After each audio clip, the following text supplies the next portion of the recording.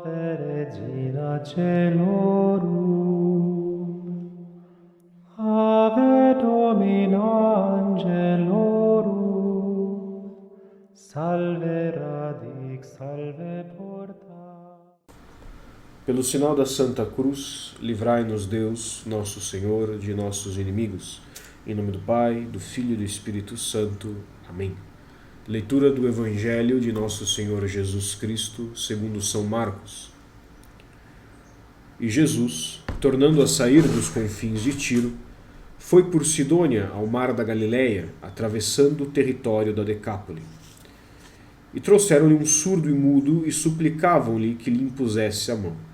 Então Jesus, tomando-o à parte dentre a multidão, meteu-lhe os dedos nos ouvidos e, cuspindo, com saliva tocou a sua língua. E levantando os olhos ao céu, deu um suspiro e disse-lhe: Éfeta, que quer dizer abre-te. E imediatamente se lhe abriram os ouvidos, e se lhe soltou a prisão da língua, e falava claramente. E ordenou-lhes que a ninguém o dissessem. Porém, quanto mais lhe o proibia, tanto mais o publicavam, e tanto mais se admiravam, dizendo: tudo tem feito bem. Fez que ouçam os surdos e falem os mudos. Palavra da salvação. Glória a vós, Senhor. Em nome do Pai, do Filho e do Espírito Santo. Amém. Subtum presidium confugimus Santa Dei Genitrix, nostras deprecationes ne despicias in necessitatibus, sed a periculis cuntis, libera-nos semper, Virgo gloriosa et benedicta. Amém. Em nome do Pai, do Filho e do Espírito Santo. Amém.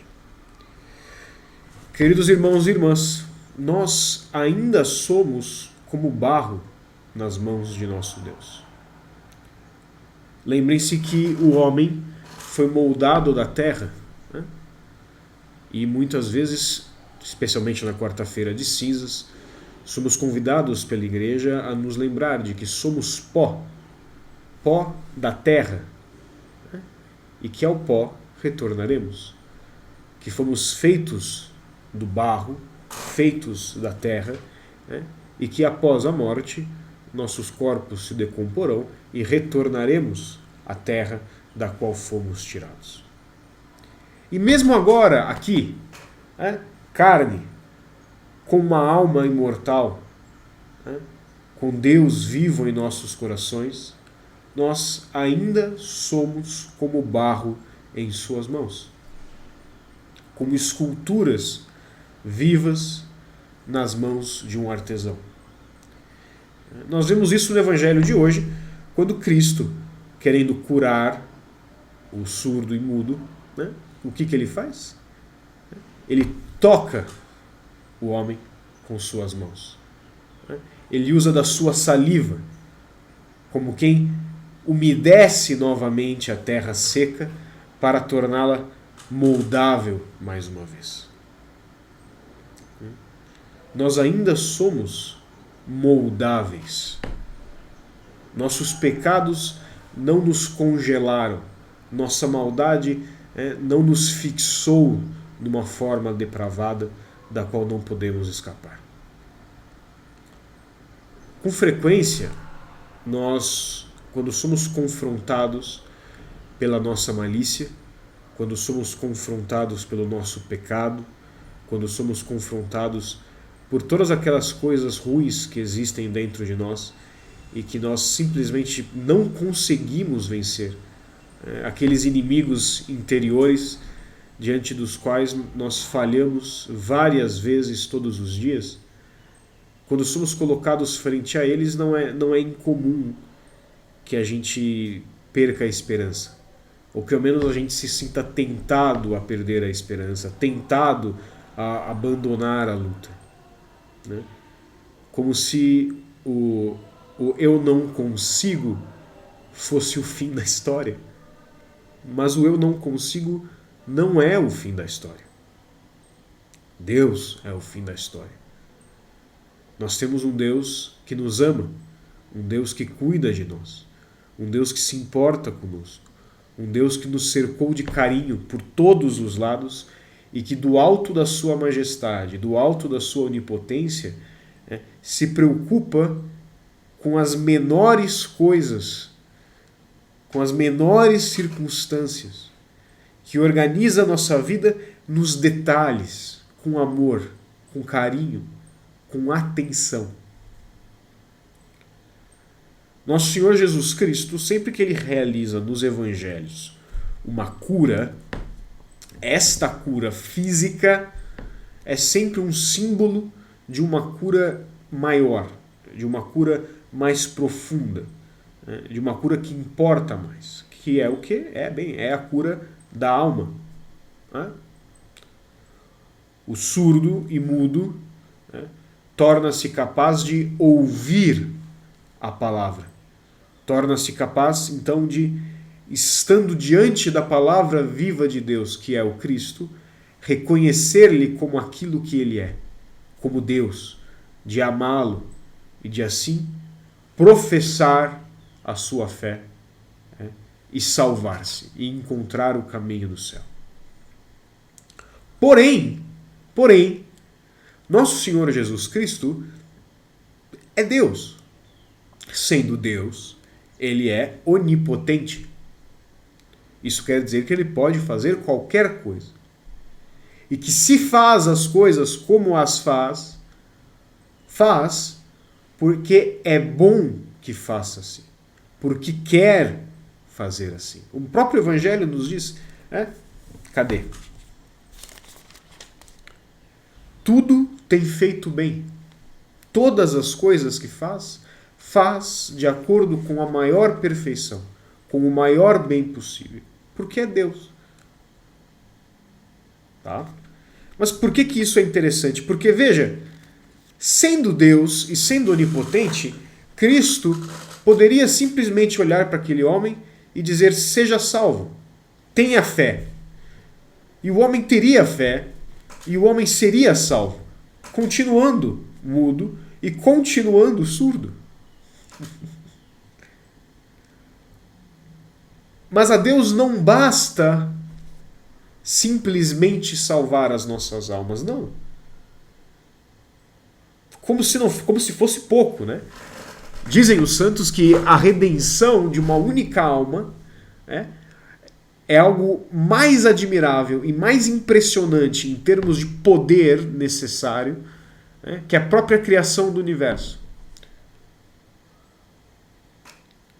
Porque a criação se criou-se do nada. A criação foi ex nihilo. Deus disse, faça-se, e assim foi feito. Mas a redenção custou a vida e o sangue do próprio Deus.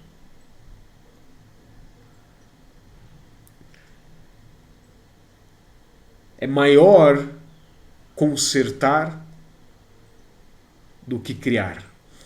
Redimir do que iniciar. É maior. Mas isso não basta a Deus. Deus não nos quer felizes e unidos a Ele somente no céu. Não. Deus nos quer felizes aqui, irmãos. E por isso Ele cuida de nós. E por isso Ele fez com que o surdo pudesse ouvir, com que o mudo pudesse falar, com que os coxos pudessem andar. Ele não precisava dos símbolos. Não. Os símbolos foram feitos por amor, para dar àquelas pessoas vidas melhores, de modo concreto, de modo prático, para que pudessem trabalhar, para que pudessem ter relacionamentos uns com os outros, para que pudessem experimentar no amor ao próximo o amor do próprio Deus, para que pudessem ter sentido em suas vidas. E que, tendo um sentido humano nas suas vidas, pudessem encontrar ali também o sentido sobrenatural. Deus nos ama profundamente. Deus nos ama mais do que nós somos capazes de amá-lo. Deus quer o nosso bem mais do que nós queremos o nosso próprio bem e fazemos bem em não nos esquecer disso. Por mais que a maldade do mundo, por mais que a nossa própria maldade, por mais que as intempéries, por mais que as constantes tentações da desesperança nos digam que o que Deus espera de nós é só sofrimento, que a nossa vida é cercada de cruzes, isso não é verdade. Porque Deus nos dá a cruz, sim, mas Deus nos dá também o Cirineu, que nos ajuda a carregá-la. Deus nos dá a Verônica, a enxugar o nosso rosto. Deus nos dá a Virgem Maria, aos pés da nossa cruz, nos olhando e nos amando. Deus nos enche de amor. Deus nos une a Ele. Deus nos prepara. Deus realiza em nós a vontade dEle e a obra da redenção. Contanto, é claro, que nós nos disponhamos a nos entregar a Ele. Contanto que nós não nos rebelemos, não nos revoltemos contra a sua vontade. Contanto que nós tenhamos a coragem e o amor e a docilidade de olhar para Ele e dizer: Senhor, faça-se em mim segundo a tua palavra.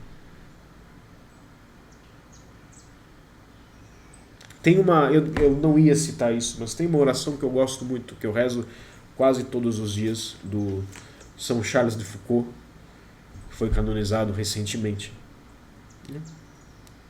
Que ele diz o seguinte, ele diz: a ti me entrego, ó Pai, faz de mim o que quiseres.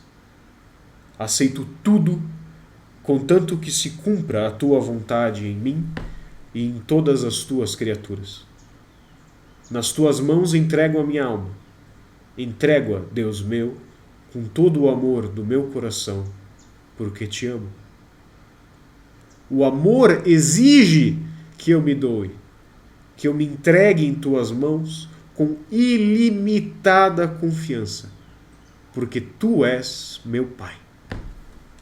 E é essa a disposição que devemos ter no nosso coração, diante de toda cruz, diante de toda dor, diante de toda tentação.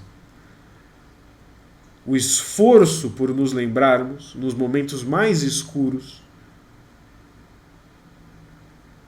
que Deus não se esquece de nós, que Deus não desiste de nós, mas que tudo o que Ele espera é nosso amor, e que tudo o que Ele faz é bom e nasce do amor. E tudo o que Ele permite por amor. E é por isso que as leituras de hoje são leituras de esperança, irmãos.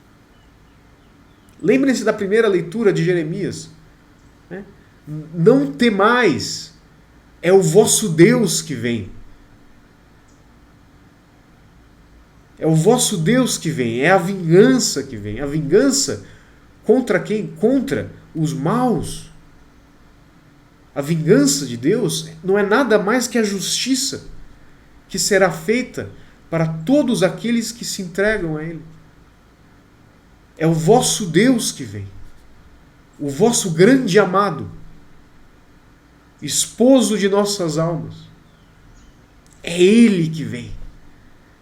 Para curar, para amar, para nos restaurar, para completar em nós a obra da redenção, para nos unir a Ele e para nos fazer felizes.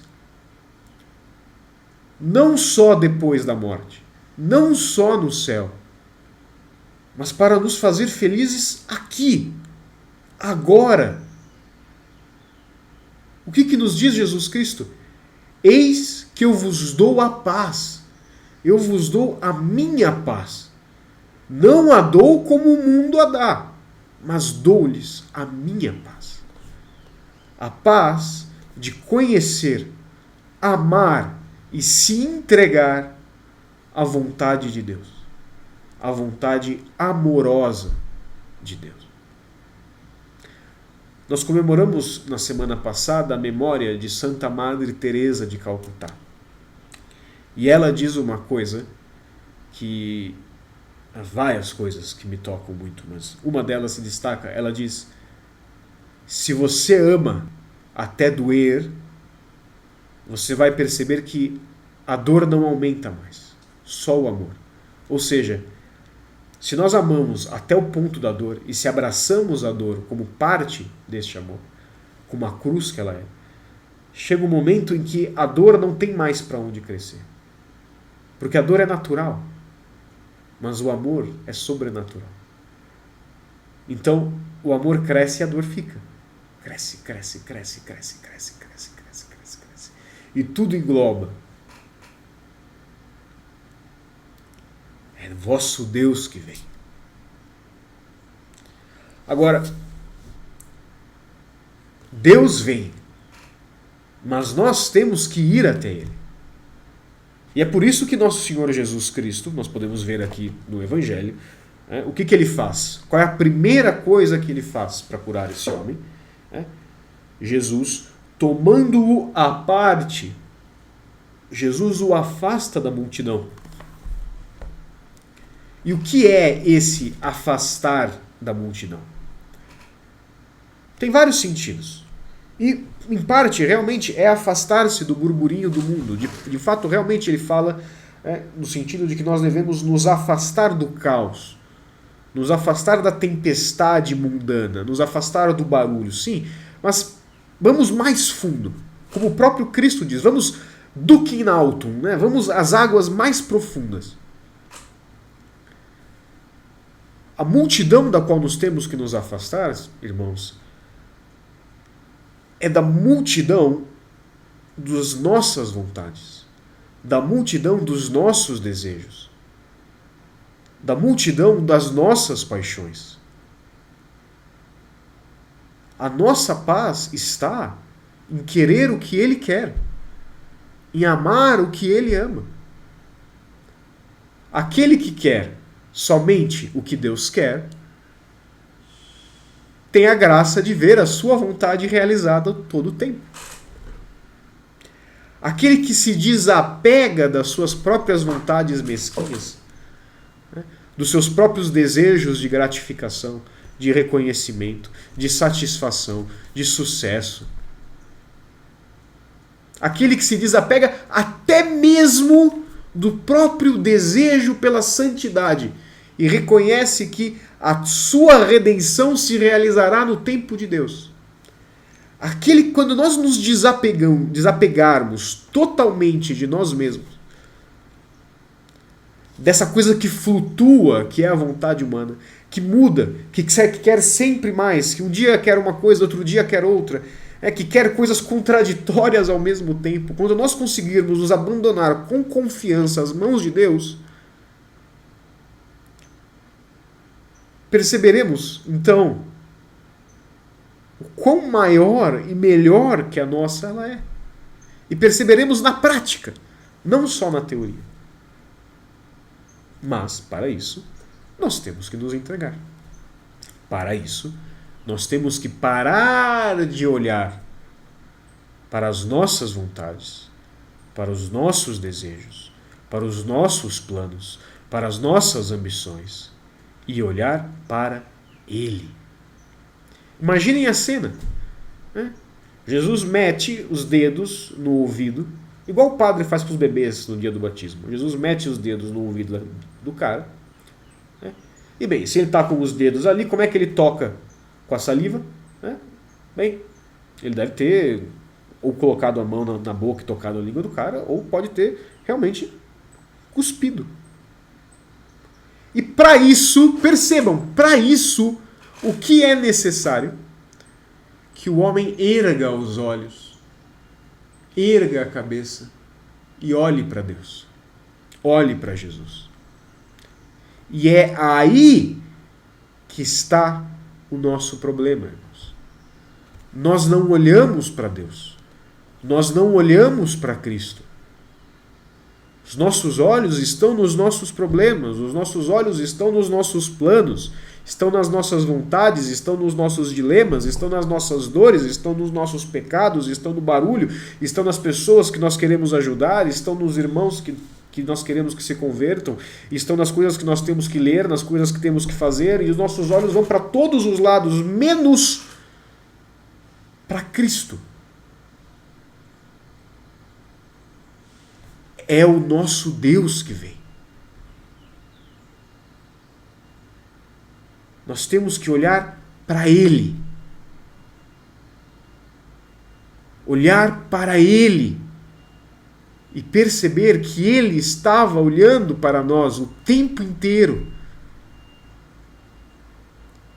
esperando que olhássemos de volta, que o amássemos e que deixássemos e que deixemos que Ele nos ame. Louvado seja nosso Senhor Jesus Cristo. Para sempre seja louvado.